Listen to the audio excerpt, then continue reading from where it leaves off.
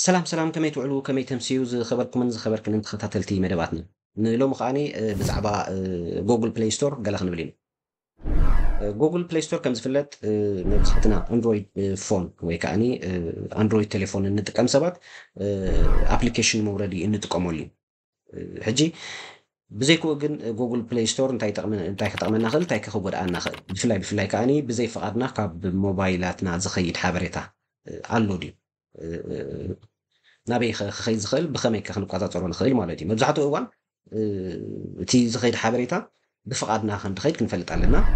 بزي فقدنا خو سدايك ني كن كعب بفقدنا بزي فلاتنا مخان خا كنفلت لبانا مالتي معناته زخون عينت بيرسونال انفورميشن وي ولقاوي حبريتاناتنا كوسد ايغبوني دحر وسد له خا بفقدناتنا نحنا كن تشجر كم زفقرنا زي كنفلت نخلنا مالتي سو ابزي بزعبا بلاي ستور احترابينا نرمو بخمينا خنكالخلو نخلكا خنرينا مالتي ስለዚህ ፕሌይ ስቶር እንታይ እዩ ወይ ከዓ ጉግል ፕሌይ ስቶር ማለት እዩ ኢትዝ አን ኦፊሻል አፕ ስቶር ፎር አንድሮይድ ዲቫይስ ኢና ንብል ሕጂ ብኣንድሮይድ ዝጥቀሙ ኣብ ዝሓለፈ ክላሳትና ብዛዕባ ኣብ ኮምፒተር ክንርኢ ከለና አንድሮይድ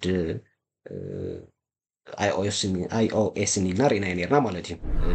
እዚኦም ኣብ ብዛዕባ ሶፍትዌር ክንመሃር ከለና ሞባይል ሶፍትዌራት ኢልና ዝረኣናዮ ማለት እዩ ሕጂ አንድሮይድ እንብሎ ሞባይላት ዝጥቀሙሉ እዩ እዚ አፕ ስቶር ክንብል ከለና እጂ ንምንታይና ንጥቀመሉ ድሕሪልና ኻኒ አፕሊኬሽን ዳውንሎድ ክንገብር ወይ ነቲ ዘለና አፕሊኬሽን አፕዴት ክንገብር ወይ ክንሕድሶ ይሕግዘና ወይ እውን ካልእ ፊልምታት ድዩ መፅሓፍቲ ሙዚክ ዋትኤቨር ዳውንሎድ ክንገብር ይሕግዘና ከምኡውን ሊቭ ሪቪውስ ዝብለና ዘሎ እዚ ብዛዕባ እቲ አፕሊኬሽን ዘለና ርእይቶ ከዓ ማለት ብኸመይ ክሬድ ክንገብሮ 4-5 ኮኸብ ብምቕማጥ ኳሊቲ ወይ ከዓ ጥቕሚ ናይቲ አፕሊኬሽን ንነግረሉ እዩ ማለት እዩ ሕጂ እቲ ቀንዲ ሕቶ ዝመፅእ ግን ኢዚ ሴፍ ኢና ማሱ ውሑስ ድዩ ንምንታይ እዩ ክንብል ከለና ኣብ ዝሓለፈ እዋናት እኳ ክንክፍጥራ ኣቢልና ነርና ኣብ ዝቐፅል ክላሳትና ክንሪኢና ብዛዕባ ውሕስነት ክንዛረብ ከለና ኣብ ቴክኖሎጂ ዳታ ምስራቅ ወይ እውን ዝኾነ ኢንፎርሜሽን ናትካ ክስረቅን ክለዓልን ከሎ ወይ እውን ምስ ቫይረስ ማልዌር ዝተሓዝ እዩ ኣብ ዝቐፅል ክላሳትና ኣብ ፌዝ 2 ፅቡቅ ጌርና ክንሪኢና ግን ኢዚ ሴፍ ድዩ ኢዚ ሴፍ ክንብል ከለና Yes, it is. Apps on the Play Store are verified by Google. حجي بجوجل verified ويكا جوجل بأفلوت أو جوجل سلزمت سيف يخلون المثالين سيف يخلون الكلام جن جوجل زي فولت أو أكون مبالي ناجن كال سيف ممكن حتى تيجي بعناي so كل جزء خمس فلات أنتايو is pre installed on Android من عملت حجي تليفوناتنا تابلتنا زخنة بس Android زتححز نتكلم بحكوينا أقدم ممتازعينه من زمان زين ስለምንታይ ነቶም ንደልዮም አፕሊኬሽን ክነወርዶም እንተኾይና እቲ ካምፓኒ አንድሮይድ ሶፍትዌር ክትፅዕን ከሎ ነዚኦም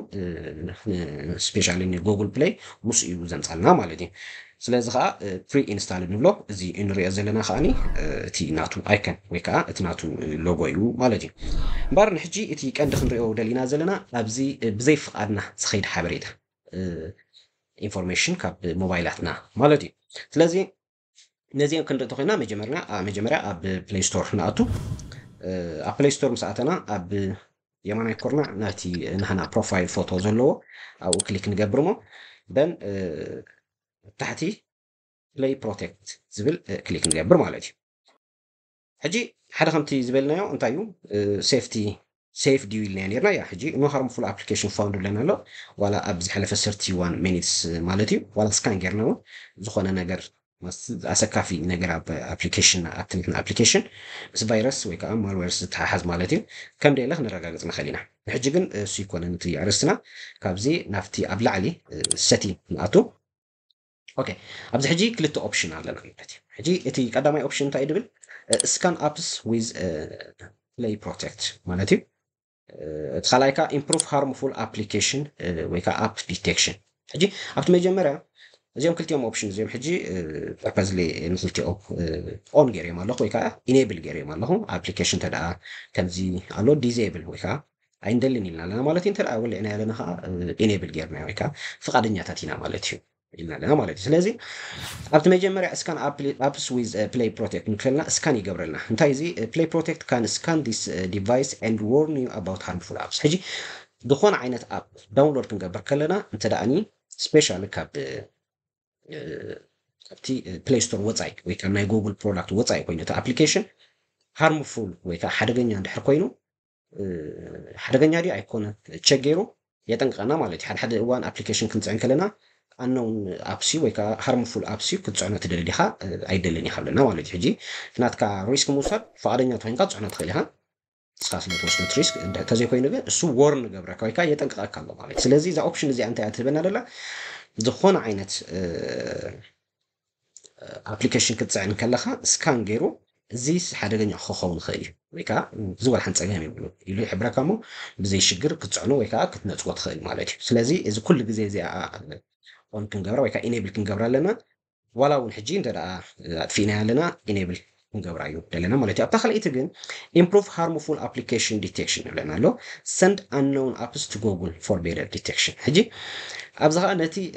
ሃርምፉል ኣፕሊኬሽን ልክዕ ከምኡ ማለት እዩ ነቶም ሓደገኛታት ዝበሃሉ ኣፕሊኬሽን ዝለዓለ መርመራ ወይ ከዓ ዝለዓለ ቸክ ብምግባር ንምግባር እንታይ ይገብር ናብ ጎግል ይሰዶ ኣብዚ ሕጂ ዝመፅእ ትሽግር ኣብዚ ንሕና ብፍላጥ ይኹን ብዘይፍላጥ ሓደ ነገር ካብ ሞባይልና ናብ ጎግል ንክኸይድ ኣፍቂድና ኣለና ማለት እዩ ሕጂ እቲ ኣንድሮይድ ናይ ጎግል ፕሮዳክት እዩ ናይ ምሻቂ ስለዚ በዚ መንገዲ እዚ ንክኸይድ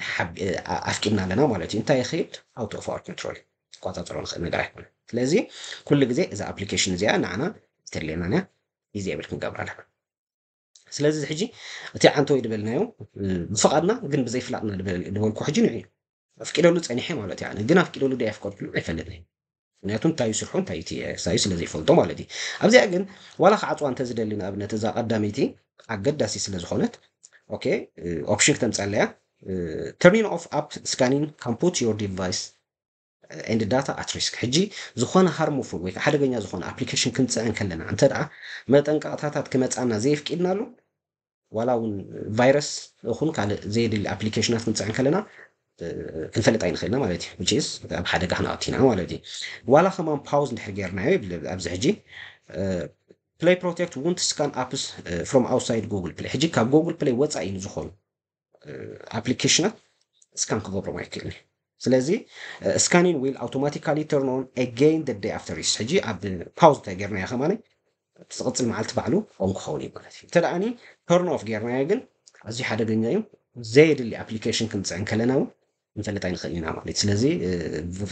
ብቫይረስን ካልእ ዓይነት ሓደገኛታት ዝኾኑ ሶፍትዌራት ወይ ኣፕሊኬሽናት ከዓ ክንጥቃዕ ኢና ማለት እዩ ስለዚ እዚኣ ኩሉ ግዜ ኦን ክትከውን ክትክእል ኣለዋ ማለት እዩ ናብታ ካልአይቲ ንሰግር ሕራይ ባር ኣብታ ካልአይቲ ኣብ ፕሌይ ስቶር ብዘይ ፍቃድና ዝኸይድ ፕሮቴክት ንክንገብር ወይ ከዓ ክንጥንቀቐሉ ዘለና ከዓኒ ዘሴም ወይ ኣብ ፕሌይ ስቶር ንኣቱ ኣብቲ ላዕሊ ናይ ፕሮፋይል ፎቶናትና ከዓ ክሊክ ንገብር እንደን ኣብዚያ ሕጂ ኣብ ሰቲን ንኣቱ ማለት እዩ ሰቲን ክሊክ ምስ ገበርና መጀመርያ ታሕቲ ብምውራድ ኣብዚ ኣባውት ዝብል ዘሎ ሴክሽን ኣቲና ነቲ ናትና ፕሌይ ስቶር ኣፕዴት ሎ ማለት እዩ ኦኬ ጉግል ፕሌይ ስቶር ኢዝ ኣፕ ቱ ዴት ሓድሽ እዩ ዘሎ ሶ ለስ ጎ ማለት እዩ ንላዕሊ ንኸይድ ብድሕሪኡ ኣብ ላዕሊ ጀነራል ዝብል ኣለና ኣብቲ ጀነራል ክሊክ ምስ ገበርና እዚ ኦፕሽን እስክመፀና እዩ ደን ንታሕቲ ከምዚ ኢልና ንወርድ ማለት እዩ ሶ ኣብዚ ሓንቲ እንታይ ትብለና ኣላ ኣፕ ኢንስታል ኦፕቲማይዜሽን ሕጂ ኣብዚኣ ከዓ the same way send data to Google about which part of an app you use making app faster to install open run for everyone on play እዚ ከዓ ሕጂ ኩሉ ግዜ ፐርሰናል ዳታ ናትካ ክንወስዱ ኢና ፈቃደኛ ዲኻ ይብልኻን ናብኦም ክኸይድ ዝኽእል ኢንፎርሜሽን ተረኺቦም ብድሕሪኡ ነቲ ዘድልዮም ብኸመይ ክወስዶ ይኽእሉ ደሸግሮም ኣይኮነ ስለዚ እስኻ እትጥቀመሉ ኣፕሊኬሽን ሲ ክትፀዓን ከለኹን ክትጥቀመሉ ከለኻ ዋላ እውን ብድሕሪኡ ንኩሉ ሰብ ዝበለፀ ንክኸውን እንታይ ሰንድ ዳታ ቱ ጎግል ንሕና ንጎግል ካብ ሞባይልና ዳታ ክኸይድ ከም ዘለዎ ፈቃደኛታት ኣይኮነ ወይ ከዓ ኮነ ኢልና ደፍቀናዮ ኣይኮና ስለዚ ኣብዚ ከዓ ምናልባት ለርን ሞር ኢልና ኣብዚ ውሽጢ ክንኣቱ ንኽእል ኢና እቲ ኩሉ ዲቴይል ኣብዚ ነንብቦ ግዜ ከይወስደልና እምበር ንዓና ጥቕሙን ጉዳቱን ብዙሕ ዝረአየና ነገራት ኣይኮኑን ምናልባት እቲ ከምፅዎ ከለዉ ከምዚ ክኸውን ኣፕሊኬሽን ፋስት ክኸውን ኣፕሊኬሽን ሓደ ኣፕሊኬሽን እንተ ደኣ ሃርምፉል ከም ዘይምዃኑ ዝኾነ ዓይነት ጎዳኢ ከም ዘይምዃኑ ሓቢርና ተቐዲምና ዝረኣናዮ ምኻውሪድናዮ ድሕሪኡ እቲ ክንጥቀም ከለና ኣብ ዝኾነ ሰዓት ከዓ ኣፕዴት እንዳገበርና ክንጥቀመሉ ስለ ዝኾነ ካብኡ ተወሳኺ ንዓና ዘገድስ ኣይኮነ ንዕኦም ግን ብምክንያት ንዕኡ ከም ምክንያት ተጠቂሞም ክወስዶ ይኽእሉ ማለት እዩ ሕጂ ኩሉ ግዜ ክንሓስቦ ዛስዋይ ሕጂ ነዚኣ እንታይ ክንገብራ ኣለና ዲዜብል ክንገብራ ክንክእል ኣለና ማለት እዩ ከምዚ ኣገርና ዲሴብል ክንገብር ኣለና ማለት ሕጂ ኩላና ክንሓስቦ ንኽእል ሓሳባት እንታይ እዩ ድሕር ክወስዶ ደልዮም ስለምንታይ ፍቓድና ይሓቱ ክንብል ያ ብዛዕባ ላይሰንስ ኣገልግሎት ክበሃል ክኸውን ከሎ ኩሉ ግዜ ነንብቦን ኢና ነዚ ተርምስ ኤንድ ላይሰንስ ተርምስ ኤንድ ኣግሪመንትስ እቶም ፍቓደኛ ዲኻ ኣብሉና እዮም ወይ ኢልና ከዓ ቸክ ንገብር ምክንያቱ ብዘይ ብኡ ስለ ዘይሕልፉና ዝኾነ ዓይነት ትካል ከዓ ሞባይል ስለ ዝሃበካ ወይ ስለ ዝሸጠልካ ኣፕሊኬሽናት ስለ ዝሸጠልካ ወይ ከዓ ክትጥቀመሉ ስለ ዘፍቀድካ ፐርሰናል ዳታ ናትካ ዘይፍቃድካ ክወስድ ሕጋዊ ኣሰራርሓ ናይ ኣብቲ ናይ ኮምፒውተር ይኹን ናይ ቴክኖሎጂ ኩሉ ግዜ ሕጋውነታት ኣሎ ብፍቃድ ንዓኻ ፍቃድ ሓቲቶም ብኡ መንገዲ ክወስዶ ይኽእሉ እዮም ካብኡ ወፃኢ ግን ሰሪቆም እምበር ብዘይ ዝኾነ የገልግሉካ ስለ ዘለዉ ጥራሕ ክወስድዎ ዘፍቅደሎም ሕጊ ስለ ዘየለ እዮም ብከምዚ መንገዲ ክወስድዎ ዝግደዱ ማለት እዩ ብድሕሪ እዚ ኣብ ሳልሳይ ደረጃ ንሪኣ ከዓኒ በሰሞይ ኣብ ፕሌይ ስቶር ብምእታው ፕሮፋይል ኣብቲ ንሕና ፕሮፋይል ፎቶ ኣቲና ኣብዚ ከዓ ኣብ መወዳእታ ሄልፕ ኤንድ ፊድባክ ዝብል ኣብ ታሕቲ ክሊክ ንገብር ኣብዚ ሕጂ ሞስት ፕሮባብሊ ምስ ልውሰድ ኢንፎርሜሽን ደይኮና ምስ እንታይና ክንዛረብ ንደሊ ባተሪ ዩዜጅ ወይ ከዓ ቴሌፎናትናስ ክሳብ ክንደይ ባተርስ ብከመይ ኣገባብ ይጥቀምሉ ማለት እዩ ሶ ኣብዚ ምስ መፀና ኣበይና ኣቲና ዘለና ኣብ ፕሮፋይል ምስ በልና ብድሕሪኡ ሄልፕ ኤንድ ፊድባክ ኢና ኢልና ደለና ሶ ኣብዚ ሕጂ ሓደ ደሊት ኣብ ካልኣይ ደረጃ ኣብዚ ካልኣይ እንታይ ይብለና ኣሎ ደሊት ኣፕስ ኦን ዮር ኣንድሮይድ ዲቫይስ ብለና ኣሎ ወይ ከዓ ሲምፕሊ ሰርች ኢልና ደሊት እንድሕር ኢልናዮ መጀመርያ ከምፃልና እዩ ደሊት ኣፕስ ኦን ዮር ኣንድሮይድ ዲቫይስ ብለና ኣሎ ሕጂ ናብኡ ንኣቱ ኣፕስ ኣይኮንናን ክንድምስስ ደሊና ግን ደን ንታሕቲ ምስ ወረድና ታፕ ቱ ጎ ቱ ኣፕሊኬሽን ሴቲንግ ማለት ሕጂ ናብቲ ኣፕሊኬሽን ሴቲንግ ክሊክ ንገብር ማለት እዩ ሕጂ እዚኦም ኩሎም ቶም ኣብ ሞባይልና ዘለዉ ኣፕሊኬሽናት ማለት እዮም ሕጂ መብዛሕትኡ እዋን ዘይንፈልጦ ንሕና ሞባይላትና ናይ ገሌና መዓልቲ ግዜ ቻርጅ ንገብረን ገሊኦም ከዓ 3 ግዜ ይኾኑ ኣደኖ ዝበዝሕ ከዓ 3-4 መዓልቲ ክሳብ ሰሙን ከዓ ክትፀንሕ ትኽእል ማለት እዩ ሕጂ ሓደ እዚኦም ኩሎም እዚኦም ኣፕሊኬሽናትና እዮም ኣብዚ ሰዓት እዚ ለሰይ ናብ ካፕካት ከዓ እትዮ ሕጂ ካፕካት እንድሕር ኣትየ እዚ ዘን ናብ ባትሪ ይብል ሕጂ ሰለስተ ኦፕሽን ኣለና እዚ አንረስትሪክትድ ኦፕቲማይዝድ ወይ ከዓ ረስትሪክትድ ማለት እዩ ሕጂ አንረስትሪክትድ ክንብል ከለና ዘይተገደበ ማለት እዩ ዋላ ኣነ ኣብዚ ባትሪ እዚ ወይ ከዓ ኣብዚ ኦፕሽን እዚ ኣትየ ከለኹ ብድሕሪት ወይ ከዓ ባክግራውንድ ዩዜጅ ዝብልዎ ማለት ኣብዚ ሕጂ ኣብዛ ሞባይለይ ፌስቡክ ኩሉ ክእል እዩ ኢንስታግራም ዋትስኣፕ ዋትኤቨር ዋላ ዩቲዩብ ባክግራውንድ ዩዜጅ ባትሪ ክወስድ ክእል ኣብ ሰዓት ማለት እዩ ዋላ ደይተጠቀም ኩሉ ከለኹ ማለት እዩ ሕጂ ሓደ እዋን ቴሌፎንና ዋላ ተቐሚጣ ክላስ ባትሪ ድሬን ጌራ ትፀንሕ ትጎድል ስለምንታይ ምክንያቱ ባክግራውንድ ዩዜጅ ናታ ገዲፍና እያ ስለዝኸይድ ማለት እዩ አንረስትሪክትድ ተይልና ዘይተገደበ እንታይ ብለና ኣሎ ዋላ allow this app to use battery in the background without restriction ብዘይ ገደብ ባትሪ ንክትጥቀም ክንገድፋ ከለና ማለት እዩ እዚ ከዓ እንታይ ሳዕቤ እንደምፀልና this may reduce your battery life እቲ ናይ ባትሪ ላይፍ ናትካ ሬዲስ ይኸውን ማለት እዩ 4 ዓመት ክትጥቀመላ ዝግባእካ ኣብ ዓመት ኣብ 2 ዓመት ባትራ ካብ ስራሕ ወፃኢ ይኸውን ወይ ከዓ ይደክም ማለት እዩ ስለዚ አንረስትሪክትድ ክንብሎ ኣይግባእናን እዩ ኣብ መወዳእታ restricted ተይልና ከዓ ብካልእ ኣዘራርባ restricted battery usage while this app is running in the background ሕጂ እዚ ከዓ ባክግራውንድ ክኸይድ ከሎስ restrict ግበሮ እንድሕር ኢልና ከዓኒ እዚ ከዓ እንታይ ከስዕበልና ክእል the app may not work as expected and notification may be delayed ሕጂ እቲ ኣፕሊኬሽን ብዝግባእ ዘይክሰርሕ ይኽእል እዩ እቶም ዝመፁና ኖቲፊኬሽን ከዓ ድንጉዩ ይኽእሉ ወይ ከዓ ዲሌይድ ክኾኑ ይኽእሉ ማለት ስለዚ ኩሉ ግዜ እዚ ባትሪ ናህና እንታይ ክንገብሮ ኣለና optimized ክንገብሮ ኣለና optimized ክንብል ከለና ግን እንታይ optimized based on your usage of the app recommended for most apps ሕጂ ኩሉ ግዜ ዝኾነ ኣፕስ ከዓ recommended ይብለና ኣሎ ሰዋላ ንባዕሉ ኩሉ ግዜ ብመጠን እቲ ንጥቀመሉ ዘለና ክወስድ ክኽእል ኣለዎ ባትሪ ብመጠን እቲ ዘገልግለና ዘሎ ማለት እዩ ስለዚ ኩሉ ግዜ እቶም ነፍሲ ወከፍ ኣፕስ ኦፕቲማይዝድ ክምህላው ከነረጋግፅ ኣለና ማለት እዩ ስለዚ እንድሕር ኣብዚ ባክ ኢለ ኩሎም ቶም ኣፕሊኬሽናት ከመይ ከም ዘለዉ ክንፈልጦም ክንክእል ኣለና ማለት እዩ ንኣብነት ሕጂ ጎግል ክሮም ኣለኒ ብዚ ጎግል ክሮም ድሕር ኣትየ እንደን ባትሪ ይብል ስቲል እንታይ ኣሎ አንረስትሪክትድ ኣሎ ማለት እዩ ፐርፐዝሊ ከም ገይረዮ እንታይ ክኾን ኣለዎ optimized ክኸውን ኣለዎ ማለት እዩ ስለዚ ሕጂ እውን ኩሎም ነቶም ኣፕስ ዋን ሓደ ብሓደ ከይድና ኦፕቲማይዝድ ክንገብሮ ከለና ባትሪ ላይፍ ወይ ከዓ እቲ ባትሪና ንዝነውሕ እዋን ከገልግለና ብኣገባብ ወይ ከዓ ዝተመጣጠነ ኣገባብ ጌራ ንክትወስድ ንገብር ኣለና ማለት እዩ ሓራይ ኣብ መወዳእታ ከዓኒ ኣብ ፕሌይ ስቶር እኳ ኣይኮንናን ግን ኣብ ሰቲን ኣቲና ብዘይ ፍቓድና ንዝኸይድ ካልእ ኢንፎርሜሽን ከመይ ጌርና ዲዜብል ንገብሮ ክንርኢና ማለት እዩ ስለዚ ሕጂ ናብ ሰቲን ንኣቱ ኣብ ሰቲን ከዓኒ ታሕቲ ብምውራድ ናብ እንታይ ንብል ሴኩሪቲ ኤንድ ፕራይቨሲ ክሊክ ንገብር ድሕሪዚ ታሕቲ ብምውራድ ሞር ፕራይቨሲ ሴቲንግ ንኣቱ ማለት እዩ ኣብዚ ሕጂ እንታይ ይብለና ኣሎ ሰንድ ዳያግኖስቲክ ዳታ ሕጂ እዚ ክሊርሊ ዝነገረና ዘሎ ሰንድ ዳያግኖስቲክ ዳታ ኦን ጌር ኣለኹ ፐርፐዝሊ ሶ ኣብዚ እንድሕሪ ክሊክ ጌርና ኣቲና እንታይ ይብለና ኣሎ ዋላ send diagnostic data ክንብል ከለና Samsung would like your help improving our products and services. Your phone includes diagnostic software that may, with your consent, automatically collect diagnostic and usage data from your phone. ሕጂ ትክክል ይትነግረና ዘሎ ብዝተኺሉ እንታይ ይብለና ዘሎ Samsung would like your help improving our products ሕጂ ናትና product and service ንኽንዕብሲ ናትኩም ሓገዝ የድልየና ኣሎ ማለት እዩ ናይ ተጠቃሚ ሞባይል ማለት እዩ Your phone includes diagnostic software that may, with your consent, not رديت مالتي, automatically collect diagnostic and usage data from your phone. هجي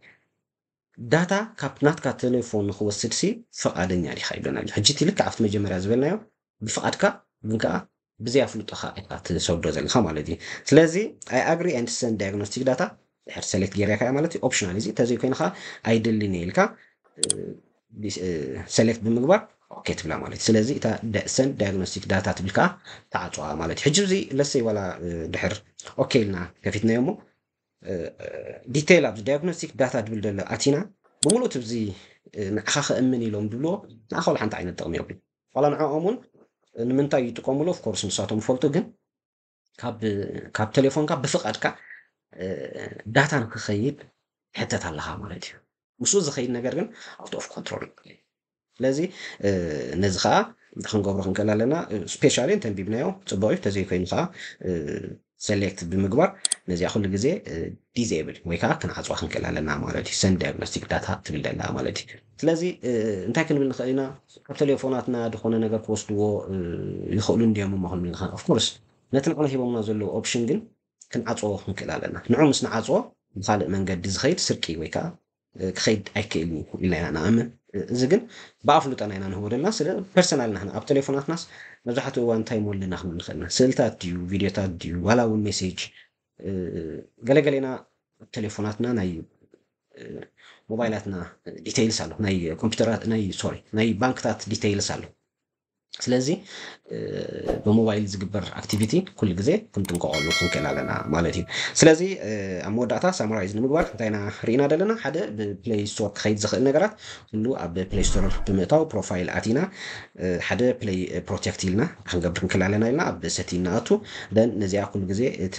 ቀዳመይቲ ስካን ገይሩ ኣፕሊኬሽን ሓደገኛ ድዩ ኣይኮነን ዝነግረና ስለዚ ኩሉ ግዜ ሰሌክት ክንገብር ኣለና ኣብታ ካልአይቲ ግን ነቲ ኣፕሊኬሽንስ ዝለዓለ ቸክ ብምግባር ሲ ናብ ጎግል ይኸይድ ዝብል ዘሎ ስለዚ ኣይተለየና ነዚ ኩሉ ግዜ ዲዜብል ንገብራ ከምዚኣ ክንክእል ኣለና ኣብቲ ካልአይቲ ዝረኣናዮ ከዓኒ ዘ ሴም ኣብ ፕሌይ ስቶር ኣቲና እንታይና ኢልና ናብ ሰቲንግ ብምእታው ነዚ ከዓ መጀመርያ ነቲ ናትና ኣፕዴት ንገብሮ ነቲ ናትና ፕሌይ ስቶር ድሕሪኡ ኣብ ላዕሊ ብምምላስ ናብ ጀነራል ኢልና ከዓኒ ኣብዚ ነታ አፕ ኢንስታሌሽን አፕ ኢንስቶል ኦፕቲማይዜሽን ትብል ዘላ እዚኣ ከዓ the same way send data to google ትብል ስለ ዘላ ነዚኣ ከዓ እንተደኣ select ፀኒሓትና ዲዜብል ክንገብራ ኣለና ማለት እዩ and then ሳልሰይቲ ኣብዚ ዝረኣናያ እንታይ ኣብ the same ኣብ ፕሌይ ስቶር ብምእታው help and feedback ኢልና ኣቲና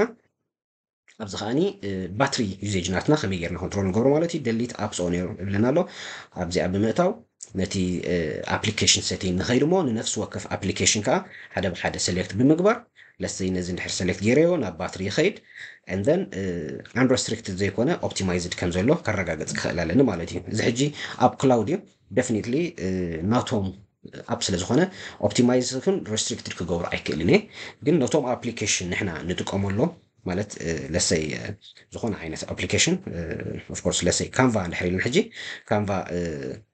ባትሪ እንድሕር ብናይ ካንቫ ኦፕቲማይዝ ምሕላው ከረጋግፅ ኣለኒ ማለት እዩ በዚ ከዓ ዝተመጠነ ወይ ከዓ ከከምቲ ኣገልግሎት ናይታ ኣፕሊኬሽን ይኸይዳሉ ባትሪ ማለት እዩ እዚ ከዓ ነቲ ናይ ባትሪ ላይፍ ታይም ናይታ ሞባይል ይሕግዘና ማለት እዩ ኣብ መወዳእታ ዝረኣናዮ ከዓኒ ኣብ ሴቲንግ ብምኻድ እዩ ሴቲንግ ከዓ ኣብ ሴኩሪቲ ብምኻድ security and privacy ኢልና ንታሕቲ ወሪና more privacy ኢልና እታ send diagnostic data ትብደላ ኩሉ ግዜ ዲዜብል ምሕላዋ ክንረጋገፅ ክንክእል ኣለና ኢና ኢልና ማለት እዩ ስለዚ ንሎሚ ዝበልናዮ እዚዩ ብተመሳሳሊ ቪድዮታት ኣብ ቀጻሊ ህሳብ ዝምለሰኩም ስለምክታልኩም ኣዝየ የመስግን ማለት እዩ